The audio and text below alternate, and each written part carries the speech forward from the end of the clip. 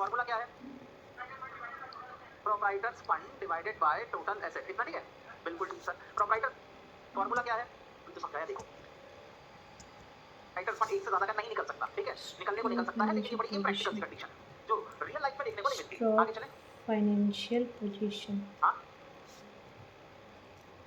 Strong रहेगी ना। अरे अभी तो समझाया देखो, इसको वैसे मत देखो, दूसरे तरीके से देखो। अभी कौन सा रेशियो पढ़ रहे हैं हम, जल्दी बताओ। अभी हम पढ़ रहे हैं सर प्रोप्राइटरी रेशियो, इतना ठीक है? फॉर्मूला क्या है? Proprietors fund divided by total asset, इतना ठीक है? बिल्कुल ठीक सर। प्रोप्राइटर फंड का मतलब क्या है? प्रोप्राइटर तो फंड प्रोप्राइटर फंड के आगे मैं शेयर होल्डर फंड लिख दूं तो चलेगा? Share holder fund. Total asset का मतलब fixed assets plus current asset, ऐसा लिख दूं तो चलेगा? यस सर चलेगा। अब बेटे अगर मान लो आपके पास में टोटल एसेट 100 रुपए की है, इसका मतलब आपने एसेट खरीदने में 100 रुपए तो खर्चा किए कि नहीं? आपने 100 रुपए खर्चा किए कि नहीं? खर्चा किए, लाइक कहां से 100 रुपए? Divided by total assets. ये रेशो हाई होनी चाहिए। हाँ, ये रेशो हाई होनी चाहिए बट लेस देन 1 होनी चाहिए। ब्रिकान बिल्कुल सही समझ रहे हो बेटे आप। हाँ, तो बेटे अगर आप कहते हो कि आपके पास में टोटल एसेट 100 रुपए की है, तो 100 रुपए तुमने खर्चा तो किए ना। लाए किधर से तुम 100 रुपए, शेयर पहले ये होल्डर बताओ। फंड दो सोर्स है तुम्हारे पास, कहीं पढ़ते थे ना बचपन में लाइबिलिटीज। कितने टाइप की लाइबिलिटी होती थी?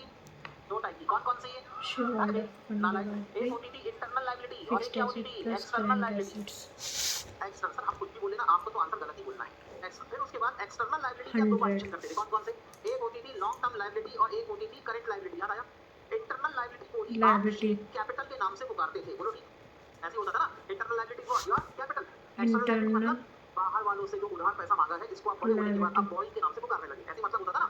तो अब ऐसी कंडीशन में आपके पास में दो ही सोर्सेस है पैसा लाने के, एक्सटर्नल या तो बिजनेस के मालिकों से मांग लो इंटरनल लाइबिलिटी यानी कैपिटल, और या तो बाहर से उधार मांगो। यही हो सकता है ना। तो एक्सटर्नल भाई आपने लायबिलिटी अगर 100 रुपए की फिक्स्ड एसेट्स है, तो पैसा तुम लाए कहां से ये तो बताओ? कहीं लॉन्ग ना कहीं से तो टर्म लाए होगे, नहीं तो बिना बिना पैसों के तो एसेट लॉन्ग दिख टर्म नहीं सकती। लायबिलिटी तो अब लॉन्ग टर्म सवाल ये है लायबिलिटी और आपने करंट पैसे लायबिलिटी। कहां से लाए? तो मैंने कहा बेटे मान लेते मेरा प्रोप्राइटर मैं भी फंड रेशियो 80 रुपए का है, एनालाइज कर रही यानी हूँ शेयर कैपिटल से सीएमए का कितने पैसे आए? मॉड्यूल 2 का। सर एक से ज्यादा सीएस होगा ये एग्जीक्यूटिव रेशो, तो रिवाइज क्या कर रही हूँ इंटरप्रिटेशन रेशियो होगा बेटे? एक से एनालिसिस ज्यादा ये चैप्टर। रेशो प्रैक्टिकली ओके नहीं हो सकता, इसलिए इसकी इंटरप्रिटेशन करना बेकार है। ठीक है? हाँ, तो ऐसी कंडीशन मान लिया दो है, कैपिटल चलो मैं कह रहा हूँ इसकी इंटरप्रिटेशन करना बेकार है तो कहना सर मान लिया दो है। आगे चलते हैं। ठीक है? हाँ, प्रोप्राइटर फंड कितने का है आपका? 80 रुपए का। फिर भी तुम्हारे पास 100 रुपए की एसेट कहां से आई? भाई आपने शेयर कैपिटल के थ्रू 80 रुपए का इंतजाम कर लिया, तो बचे हुए 20 रुपए की एसेट किसके पैसों से खरीदी है तुमने? बाहर वालों से खरीदी प्रोप्राइटर होगी, या फंड तो तुमने लॉन्ग टर्म लोन से 20 रुपए लाए होगे, या तो तुमने करंट लायबिलिटी से 20 रुपए का प्रोप्राइटर इंतजाम किया होगा। तब तो 100 फंड रुपए की एसेट आएगी ना तुम्हारे 80 पास। तो ऐसी कंडीशन में एक कंपनी है जिसमें अब रेशो कितना आएगा? 0.80 आना चाहिए। 80 डिवाइडेड बाय 100 करो तो रेशो कितना आएगा? 0.80। तो इसको पढ़ा कैसे जाता है? 0.80 डिवाइडेड बाय 1, यानी 1 रुपए की एसेट है तो 1 रुपए की एसेट की फाइनेंसिंग। सर एक बार 0.80 डिवाइड बाय टर्म की स्पेलिंग बताओ, ये मेरे से स्पेलिंग पूछ रहा है। हाँ, तो इसको कैसे पढ़ा जा सकता है? 0.80 डिवाइडेड बाय 1। इसको ऐसे पढ़ा जाता है कि 1 रुपए की एसेट में से 80 पैसे की फाइनेंसिंग किसने करी है? बिजनेस के मालिकों ने। तो बचे हुए 20 पैसे की फाइनेंसिंग किससे हुई है? एक्सटर्नल बोरिंग से। लेकिन अगर मान लो प्रोप्राइटर फंड होता 60 रुपीज का, टोटल एसेट हो जाए 100 रुपीज की, तो रेशो कितना निकलेगा? 0.60। डिनोमिनेटर में कुछ भी नहीं है तो डिवाइडेड बाय 1 लिखा जा सकता है। अरे बोलो ना, डिनोमिनेटर में डिवाइडेड बाय 1 लिखा जा सकता है कि नहीं? यस सर लिख सकते हैं। अब बेटे इसको रीड कैसे करोगे? अगर 1 रुपए की एसेट है तो 60 पैसे की फाइनेंसिंग किसने करी?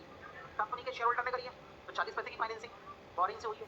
अब बताओ किसकी फाइनेंशियल पोजीशन ज्यादा स्ट्रांग लगती है, पहले वाले की कि दूसरे वाले की? पहले पहले वाले वाले की। की, क्योंकि इसमें एक्सटर्नल लायबिलिटी एक्सटर्नल बोरिंग कम है। समझा? ठीक है? और किसी को कोई डाउट? हाँ बेटे, और किसी को कोई डाउट है ऑनलाइन वाले स्टूडेंट पे? किसी 60 को कोई अपॉन डाउट? 100 ये आपस में थैंक यू ये था बेटे आपका अगला रेशियो कौन सा? Proprietary ratio. आगे 0.75 चलो। इसके बाद एक बड़ा अजीब सा रेशियो है जो कई बार लॉन्ग टर्म फाइनेंसिंग को चेक करने के काम आता है। उसका नाम है interest coverage ratio. Interest coverage ratio. शुरू करें?